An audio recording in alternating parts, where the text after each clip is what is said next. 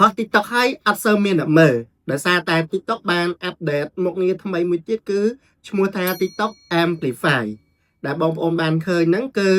យើងមានចម្ងល់ថាតើយើងគួរតែបើកឬក៏បិទតាក់ទងជាមួយនឹងមុខងារ TikTok Amplify យើងគួរតែjoin វាដែរឬអត់អ្នកខ្លះក៏ថា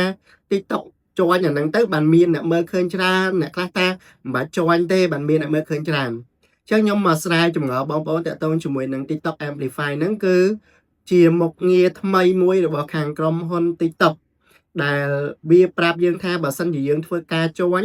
គឺយើងអនុញ្ញាតឲ្យ TikTok យកវីដេអូរបស់យើងឬក៏ username របស់យើងនឹងយកទៅផ្សព្វផ្សាយយកទៅធ្វើការ ad ឬក៏ campaign អីផ្សេងដែលក្រុមហ៊ុនគឺអត់ឲ្យលុយយើងក្នុងការយកវីដេអូរបស់យើងយកទៅធ្វើការ ad នឹងទេអញ្ចឹងនៅពេលដែលបងប្អូនបើកមុខងារហ្នឹងគឺបងប្អូនអនុញ្ញាតឲ្យ TikTok យកវីដេអូបងប្អូនយកទៅប្រើនៅក្នុង ad បានបាទកន្លែងហ្នឹងគឺមានតែអញ្ចឹង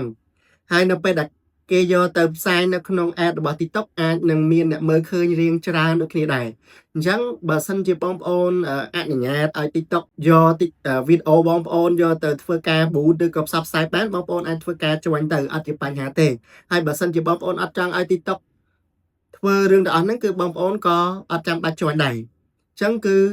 រឿងគឺតែប៉ុណ្្នឹងឯងបងប្អូនហើយបើសិនជាបងប្អូនចង់ធ្វើការ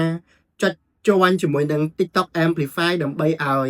វីដេអូរបស់យើងមានគេមើលឃើញច្រើនដោយប្រើជាមួយនឹង campaign ឬក៏ ad របស់ TikTok បងប្អូនអាចធ្វើតាមនេះទីទៅសម្រាប់បងប្អូនដែលចង់ join ហើយអត់ទាន់បាន join ណាបងប្អូនបាទចឹងសម្រាប់បងប្អូនដែលចង់ធ្វើការចុច join បងប្អូនចូលមកកាន់ TikTok បងប្អូនមកហើយបងប្អូនចុចត្រេ3នៅខាងលើ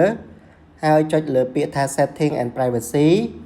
ហើយបងប្អូនអូសចុះមកក្រោមបន្តិចបាទអូសចុះមកក្រោមបន្តិចទៅយកអាកន្លែងរូបភ្នែកហ្នឹងគឺមានពាក្យថា TikTok Amplify ហ្នឹងអញ្ចឹងបងប្អូនចុចលើវាទៅអញ្ចឹងដូចខ្ញុំបានបញ្យល់អញ្ចឹងគឺបើសិនជាបងប្អូនjoinគឺអនុញ្ញាតឲ្យខាងក្រុមហ៊ុន TikTok យក content របស់យើងហ្នឹងគឺយកទៅអាចផ្សព្វផ្សាយនៅក្នុង TikTok Ads social post ឬក៏ marketing របស់ខាងក្រុមហ៊ុន TikTok បានអញ្ចឹងអាហ្នឹងគឺបងប្អូនគ្រាន់តែចុច tick កន្លែងនេះមកហើយបងប្អូនចុច join មកជាការស្រេចបាទចឹងប៉ុណ្ណឹងមកគឺបើសិនជាបងប្អូនចង់ select ឲ្យទៅទាំងអស់គឺយើងបើកប៉ុណ្ណឹងហើយយើងចុច save មកបាទចឹងបងប្អូនអាចមើលបាននៅក្នុងហ្នឹងគឺយើងអនុញ្ញាតនៅក្នុងហ្នឹងទាំងអស់បាទហើយយើង save មកហើយបើករណីបងប្អូនចង់បិទវិញបងប្អូនចូលមកនឹងដូចគ្នាហើយបិទកន្លែង TikTok Amplify ហ្នឹងវិញជាការស្រេចហើយបងប្អូនបាទអញ្ចឹងយើងធ្វើប៉ុណ្ណឹងហើយអូខេហើយអញ្ចឹងសម្រាប់វីដេអូមួយនេះគឺខ្ញុំចង់ចែកម្លែកបងប្អូនខ្លីៗប៉ុណ្ណឹងហើយបងប្អូនកុំភ្លេចធ្វើការចុច like និងធ្វើការចែករំលែកវីដេអូមួយនេះឲ្យបងប្អូនយើងដទៃទៀតឲ្យគាត់បានដឹងនិងយល់ផងសូមអរគុណ